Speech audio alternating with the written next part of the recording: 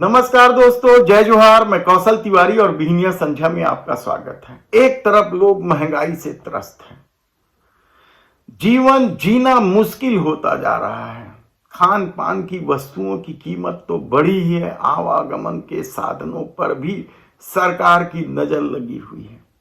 यही नहीं, जो लोग जमीन जायदाद खरीद कर उसे बेचने का काम करते थे, उनको भी अब दिक्कत होने लगी है, क्योंकि बजट में जिस तरह के प्रावधान टैक्स के आए हैं उससे क्या रियल सेक्टर भी प्रभावित होगा, कहना कठिन है। लेकिन सत्ता अपने में मस्त है या नेता लोग अपने में मस्त हैं। अधिकारियों का तो कहना ही क्या, क्योंकि उन्हें बंधी बुंधाई सैलरी मिलती है और उसके बाद भी वह सैलरी कम पड़ती है, इसलिए वे भ्रष्टाचार में भी लिप्त हो जाते हैं।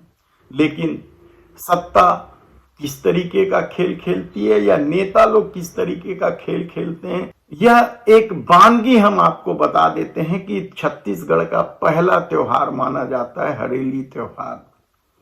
यह आमतौर पर किसानों का त्योहार है, ग्रामीणों का त्योहार है, जहां हल की पूजा होती है, नागर कहते हैं छत्तीसगढ़ में, उसकी पूजा होती है, गेड़ी चढ़ते हैं, घर में छत्तीसगढ़ी पकवान बनते हैं और इस दिन कमोबेश हर गांव में छुट्टी सा माहौल रहता है, खुशियों का पर्व है।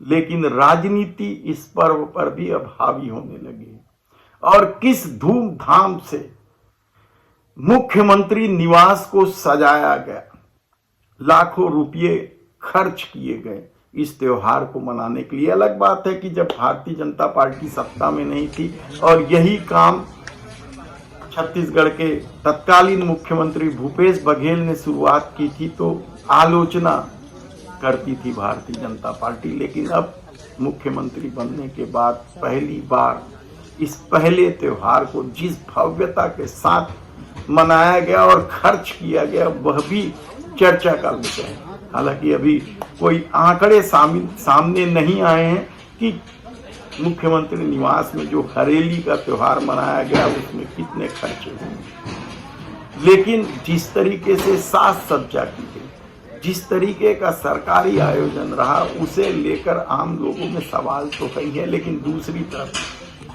छत्तीसगढ़ के पूर्व मुख्यमंत्री भूपेश बघेल भी हरेली का त्योहार अपने बंगले में मनाने से पीछे नहीं रहे। हालांकि उनका अपना पैसा या उनके समर्थकों का पैसा लगा होगा, लेकिन जिस तरीके से उत्साह के साथ हरेली का त्योहार मनाया गया, हर बार उत्साह के साथ भूपेश बघेल मनाते रहे हैं। वे गेड़ी भी चढ़ते हैं, भौरा भी खेलते हैं, हाथों में भौरा भी चलाते हैं और लोगों को बधाइयां भी देते हैं। लेकिन इसके अलावा भी कई नेता अपने अपने बंगलों में हरेली का त्योहार भव्य मनाने की कोशिश की, लेकिन उत्साह कहां था? क्या मुख्यमंत्री निवास में उत्साह था हरेली के पर्व का? बड़े बड़े नेता पहुंचे थे, भारतीय जनता पार्टी के कमोबेश जो नामचीन नेता है, डॉक्टर रमन सिंह, बृजमोहन अग्रवाल, राजेश मूणत, किसी का भी नाम ले लीजिए, सब मुख्यमंत्री निवास में हरेली का त्योहार मनाए हैं।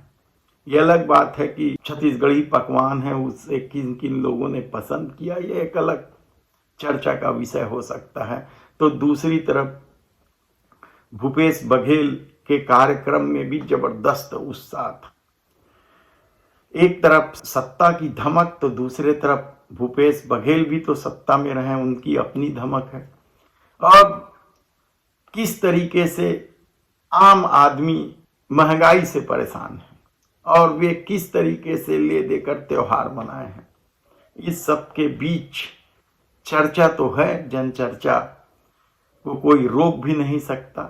और आने वाले दिनों में किस तरीके से महंगाई और बढ़ेगी, कहा तो यही जा रहा है कि अब मंदी का दौर शुरू इसलिए भी होने वाला है क्योंकि दो मोर्चे पर युद्ध हो रहे हैं।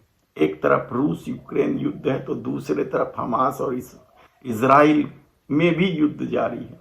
लंबे समय से वह युद्ध भी, हमास और इजराइल वाला युद्ध भी 1-1.5 माह से ऊपर हो गए हैं और जिस तरीके से चर्चा है, युद्ध जल्दी समाप्त होगा कहना इसलिए भी मुश्किल है, क्योंकि इजराइल यह स्वीकार करने को तैयार नहीं है कि वह हार चुकी है। देखना है कि इस हरेली त्योहार में जो पूर्व मुख्यमंत्री और मुख्यमंत्री के बंगलों में हरेली का त्योहार मनाया गया है, उसे लेकर आम आदमी किस तरीके से सोचता है और महंगाई का असर उन पर और किस तरीके से भारी पड़ने वाला है। धन्यवाद।